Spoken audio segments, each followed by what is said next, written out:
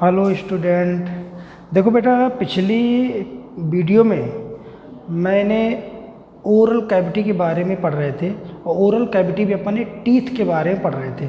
और टीथ में मैंने आपको बहुत सारी चीज़ें बताई थी। डिफरेंट टाइप ऑफ टीथ मैंने आपको पढ़ाए थे। होमोडेंट, हेट्रोडेंट, एक्रोडेंट, प्लूरोडेंट, थीकोडोंट, पॉलीफायोडोंट, डाईफायोडोंट, मोनोफायोडोंट, ऐसे मैंने कई सारे टीथ के टाइप्स पढ़ाए थे। फिर मैंने आपको पढ़ाया था स्ट्रक्चर ऑफ टीथ। और उसके बाद जो मेमल्स होते हैं, मेमल्स में बेटा कौन से टीथ होते थे? Heterodont. In mammals there are 4 type heterodont teeth. उसमें थे, एक था इंसीजर जिसे मैंने आई से रिप्रेजेंट किया था, एक था कैनाइन, एक था प्रीमोलर और था मोलर। आज अपन लोग टीथ में थोड़ा सा ये ज़्यादा इम्पॉर्टेंट है, इसमें अपन लोग पढ़ेंगे डेंटल फार्मूला। क्या पढ़ेंगे? Dental formula. अब देखना डेंटल फार्मूला क्या है। देखना, डेंटल फार्मूला का मतलब है कि टीथ को, जितने भी किसी ऑर्गेनिज्म में टीथ हैं, टीथ को नंबर के रूप में रिप्रेजेंट करना ही क्या कहलाता है? Dental formula. It means numerical representation of teeth is known as dental formula. अब कोई भी डेंटल फार्मूला लिखा हो, देखना डेंटल फार्मूला लिखने का तरीका क्या होता है। डेंटल फार्मूला में किसी भी ऑर्गेनिज्म का, किसी भी मेमल्स का डेंटल फार्मूला हो, उस डेंटल फार्मूला में 4 नंबर ऊपर लिखे होंगे और 4 नंबर नीचे रिप्रेजेंट किया जाता है।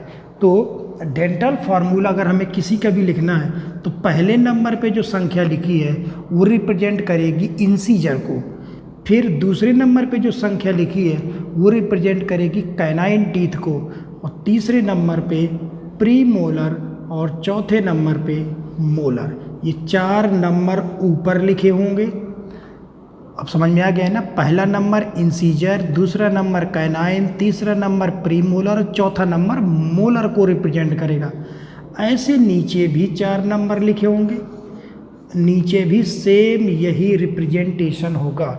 तो देखो, अगर हम किसी का डेंटल फार्मूला देखते हैं उसमें 4 नंबर ऊपर होंगे और 4 नंबर नीचे होंगे। ये जो 4 नंबर आपको ऊपर दिखेंगे, ये ऊपर वाले जो नंबर हैं ये कहाँ का है? हाफ अपर जॉ। हाफ अपर जॉ के नंबर हैं ये। मतलब जो ऊपर नंबर 4 लिखे होंगे वो अपर जॉ का तो है, लेकिन आधे अपर जॉ का है। अब टोटल अपर जॉ को मान लिया, ये जो कोई भी नंबर यहाँ लिखा होगा उसमें जो भी नंबर होगा वो अपर जॉ का होगा, लेकिन अपर जॉ में हाफ अपर जॉ का होगा, आधे अपर जॉ का होगा। और सेम ऐसे नीचे ये होगा हाफ लोअर जॉ का नंबर होगा, हाफ लोअर जॉ का नंबर होगा। ठीक, तो इस तरह से जो भी डेंटल फार्मूला होगा उसमें 4 नंबर ऊपर, 4 नंबर नीचे। ऊपर वाले नंबर अपर जॉ के आधे भाग को रिप्रेजेंट करेंगे, नीचे वाले नंबर लोअर जॉ के आधे पार्ट को रिप्रेजेंट करेंगे। जैसे बेटा फॉर एग्जाम्पल अगर हम बात करें dental formula of rabbit, suppose करो अगर हम रैबिट का डेंटल फार्मूला अगर देखें, जैसे रैबिट का डेंटल फार्मूला क्या होता है? 20331023। ये आपको डेंटल फार्मूला तो याद ही करने पड़ेंगे। फिर आप इससे कितने सारे क्वेश्चन आप बना सकते हो। ये मान लिया क्वेश्चन आ गया कि आपके सामने ये एक डेंटल फार्मूला है, तो डेंटल फार्मूला क्या है? 20331023। तो देखो मैंने क्या बताया, जो ऊपर जो ये नंबर लिखे हैं ये किसको रिप्रेजेंट करेगा? हाफ अपर जॉ।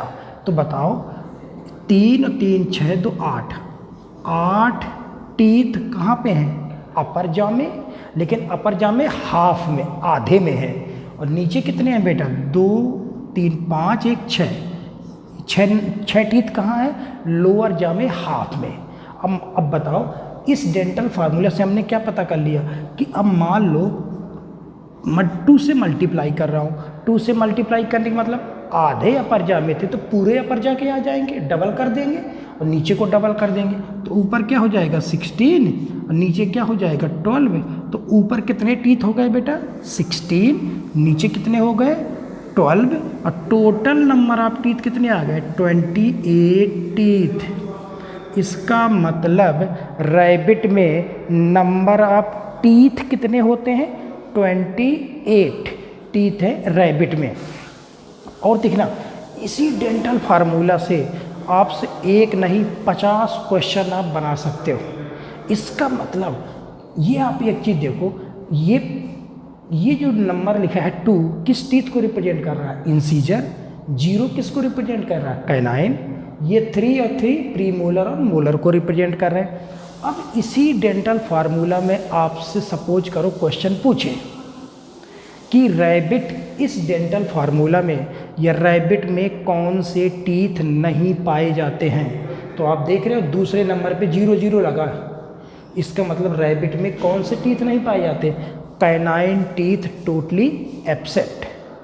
ठीक, और फिर देखना दूसरा क्वेश्चन कैसे आए कि इस डेंटल फार्मूला के आधार पर टोटल नंबर ऑफ टीथ कितने हैं, आपको दिख रहा है 28। या मैं आपसे पूछूं कि इस डेंटल फार्मूला के आधार पर रैबिट में total number of incisor teeth कितने हैं, टोटल नंबर ऑफ इंसीजर। देखो ये इंसीजर 2 दिख रहा है, ये इंसीजर 1 दिख रहा है, लेकिन ये 2 कहाँ पर है, 2 अपर हाफ में है ना, तो 2 उस तरफ भी होंगे तो टोटल कितने होगा ये 4 इंसीजर अपर जॉ में होंगे और एक ये जो लिखा है ना एक लोअर हाफ में है ना, तो उस तरफ भी 1 होगा, तो ये 2 हो जाएगा, तो 4 2 6 हो जाएंगे। तो ये जो नंबर आपको दिख रहा है ना, ये 2 की बजाय आप क्या देखोगे टोटल इंसीजर निकालने के लिए, ये 4 हो जाएगा और ये 2 हो जाएगा, तो टोटल नंबर ऑफ इंसीजर कितने हो जाएंगे 6 हो जाएंगे। या टोटल नंबर ऑफ कैनाइन पूछे तो कैनाइन ना ऊपर भी नहीं है नीचे भी नहीं है, टोटल 0। या टोटल नंबर ऑफ आपसे प्री मोलर पूछे, प्री मोलर में देखो 3 अपर हाफ में है, 3 इस तरफ भी होंगे, 6 ये और 2 इस तरफ 2 इस तरफ, 4 ये, 6 4 10। तो इस तरह से कोई भी क्वेश्चन पूछ सकता है कि दिए गए डेंटल फार्मूला में total incisor, total canine, pre molar, molar या अपर जा में कितने हैं या लोअर जा में कितने हैं, अपर हाफ में कितने हैं, लोअर हाफ में कितने हैं, ये सारे क्वेश्चन आप इस डेंटल फार्मूला से कर सकते हैं। अब एक चीज़ आपको और नज़र आ रही होगी कि रैबिट के डेंटल फार्मूला में कौन सा टीथ नहीं है बेटा, इंसीजर टीथ नहीं है। लेकिन ध्यान रखना अगर कोई टीथ नहीं है, सपोज करो मेरे अंदर जैसे बात करें तेरा, जैसे मान लो ये रैबिट होगा ना, सपोज करो ये रैबिट का जबड़ा बनाते हैं अपन लोग, ये रैबिट का जबड़ा है, ये अपर जा का आधा पार्ट है, ये लोअर जा का आधा पार्ट है, तो 2 क्या लगे होंगे इंसीजर इस तरफ और 2 इंसीजर इस तरफ। ठीक, अब कैनाइन तो नहीं है ना, फिर इसके बाद क्या लगे होंगे प्री मोलर, कितने 3 प्री मोलर यहाँ, 3 प्री मोलर यहाँ, और इसके बाद 3 क्या लगे होंगे मोलर और ये लगे होंगे 3 मोलर, ऐसे तो होगा कुछ। ठीक, अब अगर हम देखें तो कहोगे सर ये जो इंसीजर लगे थे फिर प्री मोलर लगे हैं, तो इंसीजर और प्री मोलर के बीच में तो 0 है, तो मतलब यहाँ पे कौन से दांत होने चाहिए थे, कैनाइन होने चाहिए, लेकिन इसमें कैनाइन टीथ है नहीं, इसमें कैनाइन टीथ है ही नहीं। जब कैनाइन नहीं है तो अगर ध्यान रखना नेचुरली अगर कोई टीथ नहीं है, नेचुरली अगर कोई टीथ नहीं है तो उसके लिए आज भी उतना स्पेस छूटा होगा। इसका मतलब यहाँ पर एक कोई टीथ नहीं है तो वो स्पेस आज भी छूटा होगा, मतलब रैबिट के अपर जॉ में क्या होगा 2 इंसीजर लगे होंगे, दोनों तरफ 2 इंसीजर, फिर कैनाइन होने चाहिए थे, कैनाइन है नहीं तो वो नेचुरल गैप आज भी छूटा होगा। तो देखना, तो बताओ रैबिट के जबड़े में अगर हम गैप देखें, गैप मतलब कैनाइन टीथ नहीं है तो ऐसा नहीं कि कैनाइन की जगह कोई दूसरा आ जाएगा, उतनी जगह उसकी छूटी होगी। अब उतनी अगर उसकी जगह नेचुरली छूटी है तो ये जगह आपका ये आपको गैप दिख रहा होगा। तो ध्यान रखना, टीथ के बीच में जो नेचुरल स्पेस पाया जाता है, दो टीथ के बीच में जो नेचुरल स्पेस पाया जाता है उसे बेटा बोलते हैं डायस्टेमा। ये इंपॉर्टेंट टर्म है। डायस्टेमा क्या है? Natural space present between two teeth is known as diastema. तो डायस्टेमा क्या है? दो दांत के बीच पाया जाने वाला नेचुरल स्पेस क्या कहलाता है? डायस्टेमा कहलाता है। ठीक, अब बताओ, मान लो क्वेश्चन है कि रैबिट में बेटा, रैबिट में डायस्टेमा किन किन दांतों के बीच होगा? तो एक तो इंसीजर और प्रीमोलर। तो डायस्टेमा क्या है? Natural space present between two teeth is known as diastema. In rabbit diastema present between incisor and premolar. किसके किसके बीच होगा? इंसीजर और प्रीमोलर के बीच में डायस्टेमा पाया जाएगा। ठीक, तो एक तो कोई भी डेंटल फार्मूला दिया हो, हम ऐसे क्वेश्चन निकाल सकते हैं। अब मान लो बेटा, जैसे जो डेंटल फार्मूला ऑफ एलिफेंट का जो डेंटल फार्मूला होता है वो होता है 1003 ये होता है डेंटल फार्मूला रैबिट एलिफेंट का। तो बताओ बेटा, एलिफेंट में टोटल नंबर ऑफ टीथ कितने हो गए? 1 3 4 तो ये हो गए, 3 नीचे हैं, 2 से मल्टीप्लाई किया, ऊपर हो गया 12, नहीं सॉरी, ऊपर हो गया 8, नीचे हो गए 6। टोटल नंबर ऑफ टीथ कितने हो गए? 14। टोटल नंबर ऑफ टीथ कितने होंगे बेटा? 14 टीथ आपको एलिफेंट में पाए जाते हैं। लेकिन अब बताओ, इस डेंटल फार्मूला में एलिफेंट में कौन से टीथ नहीं पाए जाते? एलिफेंट में ना तो अपर में देख रहे हो कैनाइन और प्रीमोलर टोटली क्या है? एब्सेंट है। अच्छा, तो बेटा एलिफेंट में टोटल इंसीजर कितने हैं? टोटल इंसीजर टीथ कितने? देख रहे हो ना कि अपर जा में केवल इंसीजर है, एक इस तरफ होगा अपर जा में, एक इस तरफ होगा। और ये मैंने क्या बताया था कि एलिफेंट में केवल 2 ही इंसीजर पाए जाते हैं, और ये दोनों इंसीजर लंबे होकर के बाहर आ जाते हैं, और जिसे बेटा क्या बोला था अपन ने? टस्क। तो बताओ, मैंने पीछे बताया था ना कि एलिफेंट में जो टीथ होते हैं वो बहुत लंबे हो जाते हैं, लंबे होकर के बाहर निकल आते हैं, जिसे क्या बोलते हैं बेटा? टस्क कहा जाता है। तो जो टस्क होते हैं ना, वो एलिफेंट में कौन से टीथ हैं? इंसीजर। और इंसीजर हैं लेकिन कहाँ के? अपर जाके हैं कि लोअर जाके? दीज आर दी अपर जा इंसीजर। तो बताओ, एलिफेंट में 2 इंसीजर थे जो बाहर निकले हैं, कैनाइन है नहीं, प्रीमोलर है नहीं, और लास्ट में बेटा क्या होते हैं? मोलर।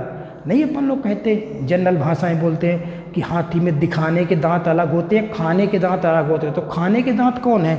ये है मोलर, जो कि अंदर की तरफ होंगे, बाहर की तरफ 2 दांत निकले हुए होते हैं, जिसे बोलते हैं टस्क। ठीक, चलो, ये तो डेंटल फार्मूला में किसी का भी बेटा डेंटल फार्मूला दिया हो, आप उसमें डिफरेंट क्वेश्चंस कर सकते हो। अब लेकिन हमें जो मेन याद रखना है वो डेंटल फार्मूला ह्यूमन का याद रखना है। डेंटल फार्मूला ह्यूमन का याद रखना है। तो डेंटल फार्मूला ऑफ ह्यूमन का डेंटल फार्मूला। और आपको पता होगा ह्यूमन में कौन से टीथ पाए जाते हैं? डाइफायोडोंटीथ। हमारे अंदर लाइफ में कितनी बार दांत आते हैं बेटा? 2 बार टीथ आते हैं, एक बार मिल्क टीथ और एक बार परमानेंट टीथ।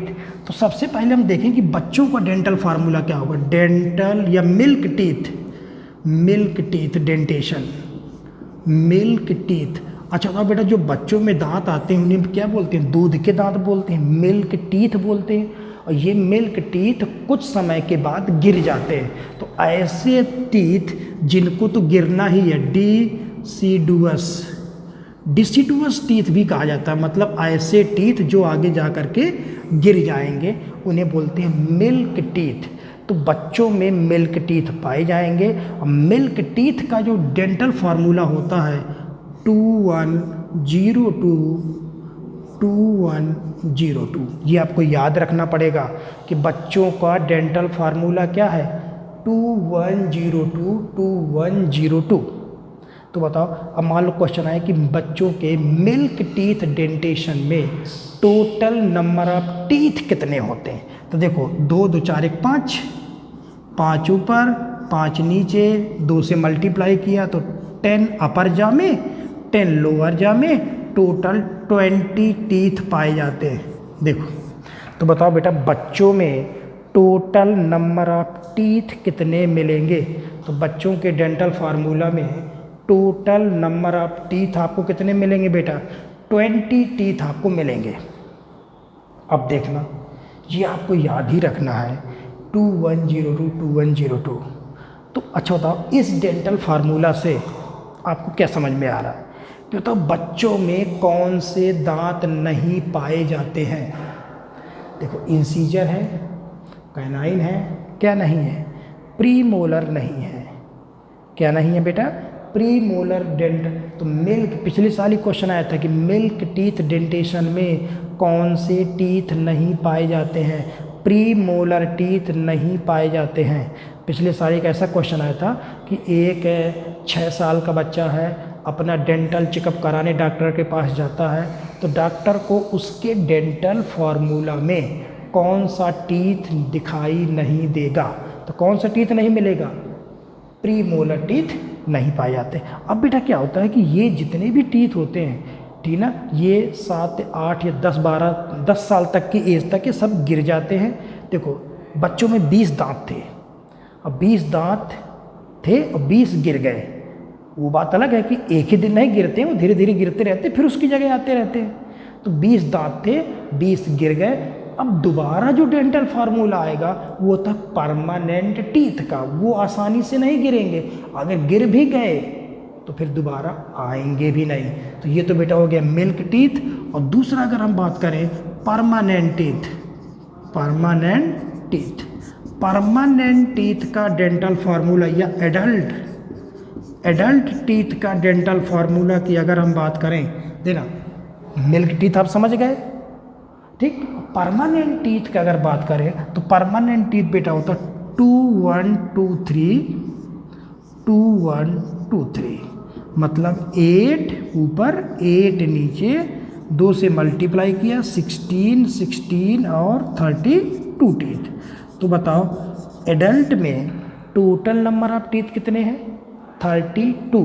अब ध्यान से सुनना, बच्चों में कितने थे, 20, ठीक। 20 दांत गिर गए। अब 20 गिरने के बाद फिर जो टोटल कितने आए, 32 आए। अब देखना, 20 थे, 20 गिरा दो, उसकी जगह 9 ले आओ, टोटल कितने आए, 32। तो बताओ बेटा, ये दोनों डेंटल फार्मूला आपके सामने हैं, कितने टीथ बच्चों में एक बार आते हैं। देखो, 20 थे, 20 गिरे, उसकी जगह 20 और आए होंगे, ठीक। 20 तो रिप्लेस हो गए, तो 20 तो कितनी बार आ गए, 2 बार। और एडिशनल कितने आए, यहाँ 32 है, यहाँ कितने हैं, 20, एडिशनल 12 ही तो आए ना। नहीं समझ में आया। देखो, 20 दांत थे, 20 के 20 गिर गए, फिर जो टोटल टीथ आए हैं वो आप कहें 32। तो 2 बार कितने आए, 2 बार तो 20 आए ना, 20 थे, 20 गिर गए, फिर उसकी जगह 20 आ गए। एक बार कितने आए, एक बार केवल 12 टीथ आए। तो 12 टीथ कितनी बार आए बेटा, 1। अच्छा बताओ, जो जैसे मैं बात करूं कि ह्यूमन में, मैंने आपसे जनरल सेंस में पीछे कहा था हमारे टीथ डाइफायोडेंट होते हैं, मतलब 2 बार ग्रो करते हैं। क्या 32 के 32 2 बार आ रहे हैं क्या, नहीं आ रहे ना। 20 दांत थे, 20 गिरने के बाद 32 आए, मतलब 20 दांत। देखना, 20 टीथ हमारे अंदर, 32 में से 20 टीथ क्या होते हैं बेटा, डाइफायोडोंट। 20 दांत तो जिंदगी में 2 बार आते हैं। तो कितने दांत एक बार आए बेटा, 12 ही तो बचे। 12 टीथ क्या होते हैं, मोनोफायोडोंट, ठीक। तो देखना, इन जर्नल सेंस में वहाँ अपन ने कह दिया था ना कि हमारे अंदर टीथ डाइफायोडोंट टीथ होते हैं, लेकिन अब आप क्लियर कट यहाँ पे देखो कि हमारे अंदर 20 दांत तो जिंदगी में 2 बार आते हैं, जो मिल्क टीथ गिर गए फिर परमानेंट उसकी जगह आ गए थे। 20 दांत तो डाइफाइडेंट होते हैं और 12 दांत ऐसे हैं जो केवल ज़िंदगी में एक ही बार आते हैं। अब बताओ दोनों फार्मूला आपके सामने है, कौन से 12 हैं जो एक बार आते हैं? बताओ कौन से 12 हैं जो केवल एक बार आए? अच्छा बताओ, ये इंसीजर यहाँ थे, गिर गए होंगे फिर आ गए, ये कैनाइन थे, गिर गए होंगे फिर आ गए। क्या बच्चों में प्री मोलर थे? नहीं थे ना। अभी मेरे अंदर प्री मोलर कितने हैं? 2 ऊपर लिखा है, 2 नीचे। 2 का मतलब कितना? 4 है ना। दोनों अपर, पूरे अपर में कितने? 4 ये हो गए और 4 ये, टोटल कितने हो गए? 8 तो प्री मोलर हो गए। नहीं समझ में आया? देखो बच्चों में प्री मोलर थे नहीं, इस डेंटल फार्मूला में प्री मोलर आपको दिख रहे हैं। तो ये प्री मोलर कितने हैं? 2 नहीं है, ये 4 हो गए ना टोटल। अपर जा में 4, लोअर जा में 4, तो टोटल 8 क्या हो गए बेटा? Pre molar. प्लस बच्चों में बताओ टोटल मोलर कितने थे? बच्चों में टोटल मोलर कितने थे? 4 ये और 4 ये, टोटल कितने थे? 8 ना। अभी मेरा डेंटल फार्मूला में क्या दिख रहा है? 3 और 3, मतलब 6 यहाँ और 6 यहाँ, 12। तो बच्चों में 8 प्री मोलर थे, 8 गिर गए होंगे, उसकी जगह 8 वो आ गए होंगे, प्लस एडिशनल कितने आए बेटा? 4 आए ना। तो क्या हो जाएगा? प्लस 4 मोलर, 4 क्या? मोलर। देखना तो टोटल कितने हो गए बेटा? 12 हो गए ना। तो देखो कौन से, इस डेंटल फार्मूले समझ में आएगा कौन से दांत, देखो 20 दांत तो 2 बार आते हैं, 12 दांत एक बार जिंदगी में आए। कौन कौन से बार आए बेटा? उससे माइनस कर लो आप। 8 प्री मोलर और एक एडिशनल क्या लगा है? चारों तरफ मोलर आया होगा ना, तो 4 क्या? मोलर। लेकिन जो 4 मोलर आते हैं, सॉरी हाँ, जो 4 जो मोलर आए ना, मतलब 3 इस तरफ मोलर होंगे, 3 इस तरफ होंगे, 3 इस तरफ होंगे, 3 इस तरफ होंगे, टोटल 12 हो गए ना। 6 12 हो गए ना। पहले कितने थे? 8, अब हो गए 12, मतलब 4 एक्स्ट्रा आए। लेकिन जो 4 एडिशनल आए ना, ये 4 मोलर जो एडिशनल आए हैं वो 3rd नंबर के हैं। 4 3rd मोलर, तीसरे नंबर वाले। बता रहा हूँ कैसे। देखो 4 मोलर समझ में आया ना? 4 मोलर एक बार आते हैं। ये जो 4 मोलर हैं, ये जो 4 मोलर है ना, ये अभी आपके अंदर नहीं आए होंगे। ये आते हैं 20 से 25 साल की एज में।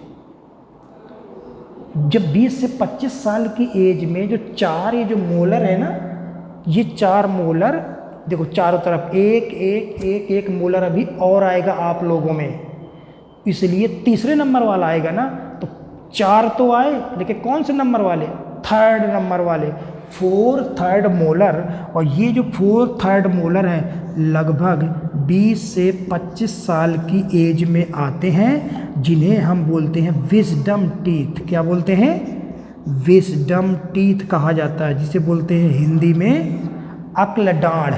क्या बोलते हैं? अकल डाढ़ कहा जाता है इन्हें। तो ये बेटा कब आते हैं? 20 से 25 साल की एज में ही ये दिखाई देते हैं। इतनी बात आपको क्लियर हुई। बच्चों का डेंटल फार्मूला में कितने टीथ? 20। एडल्ट में कितने? 32। इन दोनों से कंपेयर करके देख लो, कितने दांत एक बार आए? 12। कितने दांत 2 बार आए? 20। 12 में कौन कौन? 8 प्री मोलर, 4 3rd मोलर। ये जो 4 3rd नंबर के मोलर हैं, ये 20 से 25 साल की एज में आते हैं, जिसे हम विजडम टीथ कहा जाता है। और ये बहुत पीछे की तरफ होते हैं, इनका कोई काम हमारे अंदर नहीं है, इसलिए इन्हें हम बोलते हैं वेस्टिजियल टीथ। क्या बोलते हैं? वेस्टिजियल टीथ कहा जाता है। तो बताओ हमारे अंदर कौन कौन से दांत बेटा वेस्टिजियल हैं? एक तो मैंने कैनाइन बताया था और विजडम टीथ। तो बताओ बेटा, विजडम टीथ और कैनाइन दोनों वेस्टिजियल हैं, दोनों का हमारे अंदर कोई काम नहीं है। ओके, ठीक है ना? तो अब देखना, अब जैसे मैं आपसे एक क्वेश्चन पूछूं कि बेटा टीन एजर, जैसे आप लोग जो पढ़ रहे हो लगभग सब टीन एजर्स में हो, 17 18 19 20, तो एक 17 या 18 ईयर के बच्चे का डेंटल फार्मूला क्या होगा?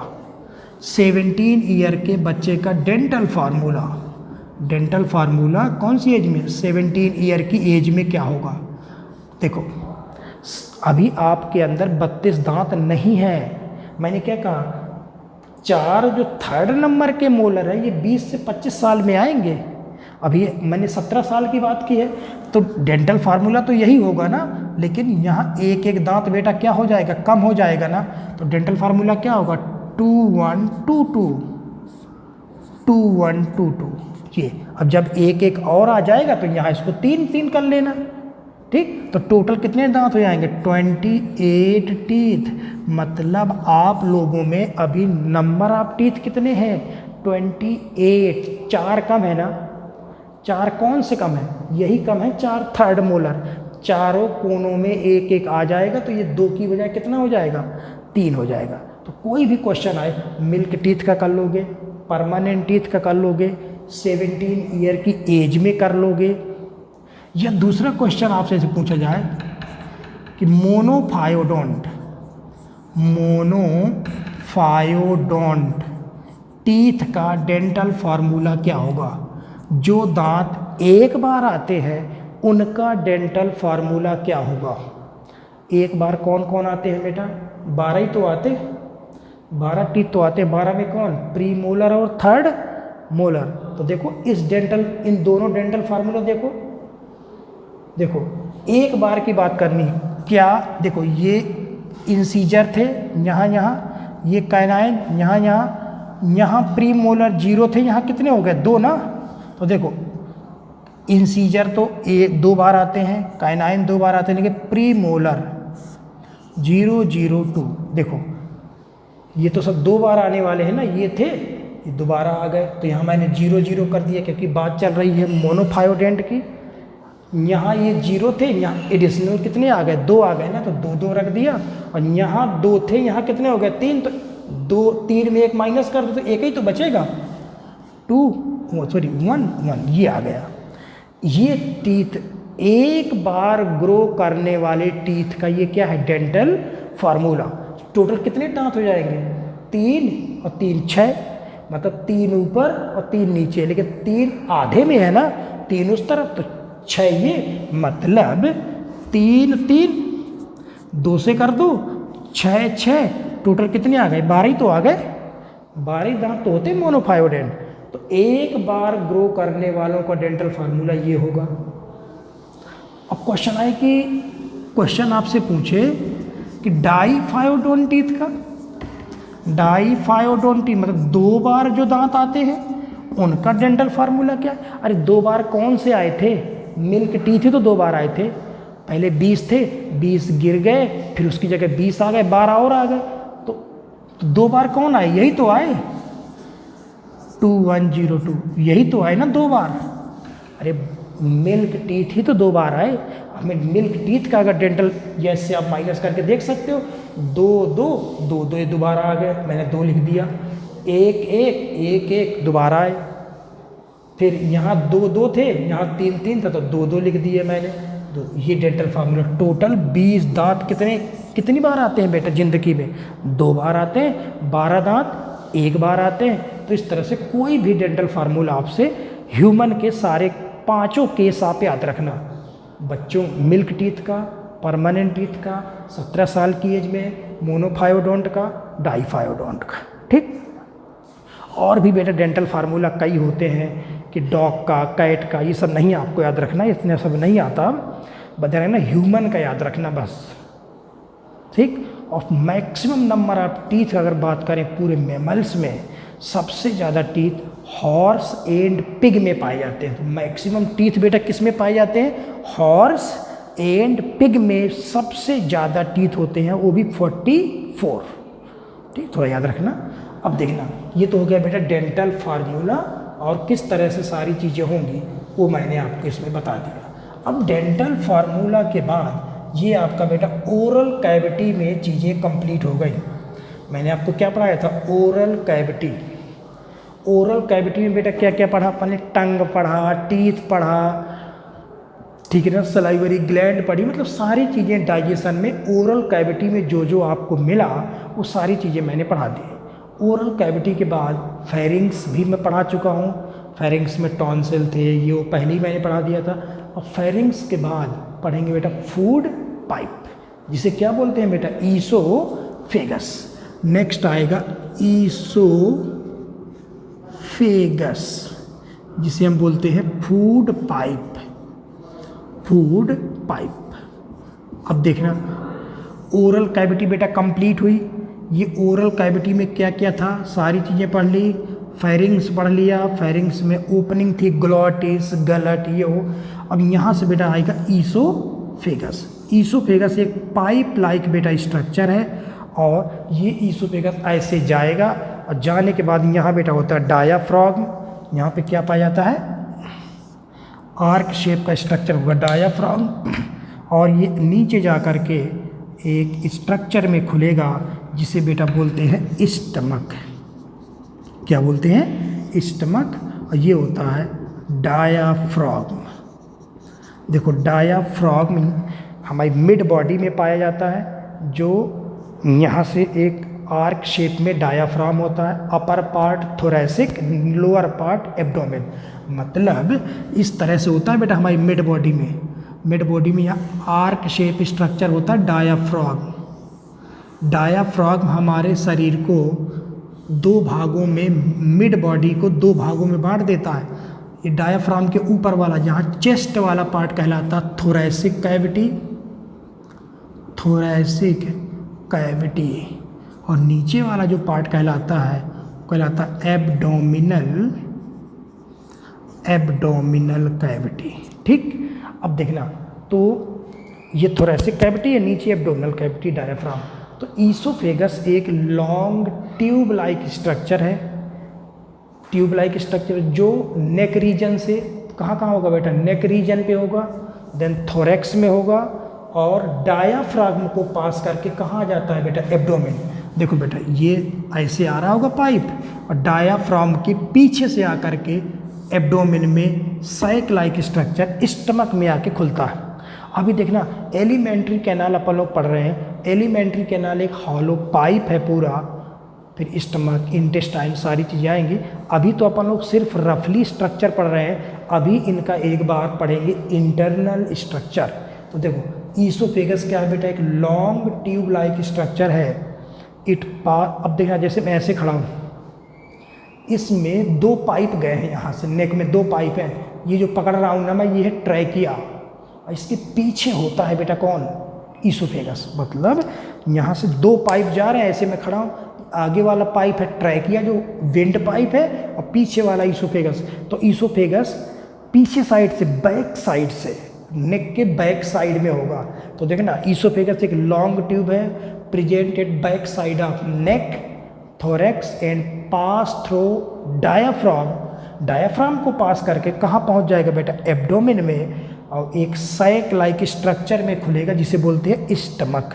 और जहाँ पर ईसोफेगस खुलेगा स्टमक में, ये देखो ईसोफेगस, अगर आप फूड ले रहे हो तो यहाँ से फूड होते हुए सीधे कहाँ जाएगा बेटा, स्टमक में जाएगा। तो पूरे एलिमेंट्री कैनाल में फूड कहीं वापस ना आ जाए, बैक फ्लो को रोकने के लिए वॉल्व्स पाए जाते हैं। क्या पाए जाते हैं, वॉल्व्स। इसका नाम होता है बेटा गैस्ट्रोइसोफेजियल वॉल्व। अभी आगे बहुत सारे वॉल्व आएंगे, या कार्डियक इंस्फिक्टर वॉल्व, ये इसी का नाम होता है कार्डियक इंस्फिक्टर वॉल्व कहा जाता है। ये देखो, बताओ, ईसोफेगस से आप जो भी खाना खा रहे हो वो सीधे कहाँ जा रहा, स्टमक में जा रहा। तो जहाँ ईसोफेगस स्टमक में खुलता है ना, वहाँ पे एक वॉल्व पाया जाता है जो भोजन को आने तो देगा लेकिन वापस नहीं जाने देगा, फिर बंद हो जाएगा, फिर फूड आएगा, फिर खुल जाएगा, फिर बंद हो जाएगा। तो कौन सा ईसोफेगस और स्टमक के बीच में कौन सा वॉल्व होता है, क्योंकि बेटा स्टमक के लिए कौन सा टर्म आता है, गैस्ट्रिक टर्म आता है स्टमक के लिए। देखो क्या नाम है, गैस्ट्रो, मतलब स्टमक और ईसोफेगस के बीच में वॉल्व कौन है, गैस्ट्रो ईसोफेजियल वॉल्व, या इसी का नाम क्या, कार्डियक स्फिंक्टर वॉल्व। इसे कार्डियक स्फिंक्टर क्यों बोलते हैं वो मैं नेक्स्ट वीडियो में आपको बताऊंगा, ठीक है ना। तो इतना बेटा ये लेक्चर चल रहा था, इसमें से मैंने टीथ में आपको डेंटल फार्मूला के बारे में बता दिया, और डेंटल फार्मूला के अलावा अपन ने पढ़ा ईसोफेगस। अभी मैं किसी का इंटरनल स्ट्रक्चर नहीं बता रहा ईसोफेगस का, अभी आगे पढ़ेंगे। अब अपन लोग नेक्स्ट वीडियो में बात करेंगे stomach, then small intestine, then large intestine. फिर जैसे पूरा इंटेस्टाइन अपन लोग पढ़, एलिमेंट्री कैनाल पढ़ लेंगे, फिर एलिमेंट्री कैनाल के हर पार्ट का अपन लोग पढ़ेंगे इंटरनल स्ट्रक्चर, ठीक। तो यहाँ तक इतना आप देख लेना, मैं नेक्स्ट वीडियो में आपको और आगे बताता। Thank you.